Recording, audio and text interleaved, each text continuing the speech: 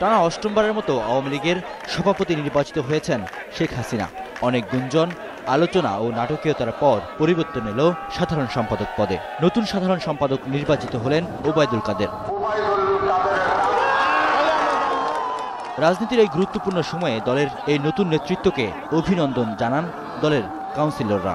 সন্ত্রাস জঙ্গিবাদের বিরুদ্ধে এই নতুন কমিটি অগ্রণী ভূমিকা পালন করবে বলেও প্রত্যাশা তাদের। প্রেসিডেন্ট সেক্রেটারি সহ যাদের নাম ঘোষণা হয়েছে সকলে বলিষ্ঠ এবং ত্যাগী নেতৃত্ব। আমার মনে হয় যে খুব সুন্দর একটি সিদ্ধান্ত হয়েছে। আশা করি বাংলাদেশ আওয়ামী লীগ আরও সুসংগঠিত হবে। অবিচল সাহসী নেতৃত্বের একটি বহিঃপ্রকাশ। বাংলাদেশকে গঠন করার লক্ষ্যে জননেত্রী শেখ হাসিনার নেতৃত্বে দেশ এগিয়ে যাবে।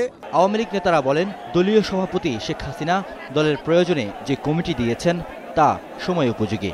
আগামী 2019 সালের জাতীয় নির্বাচনে এই কমিটি জোরালো ভূমিকা রাখবে বলেও মত তাদের। জাতির যে কোনো ক্রান্তিকালে বঙ্গবন্ধুর কন্যার পাশে ওবায়দুল কাদেরকে ভালোই মানাবে এবং ভালোভাবে তিনি কাজ করে এগিয়ে যেতে পারবেন। জননেত্রী শেখ হাসিনা যে সিদ্ধান্ত নেবেন সেটাই সঠিক।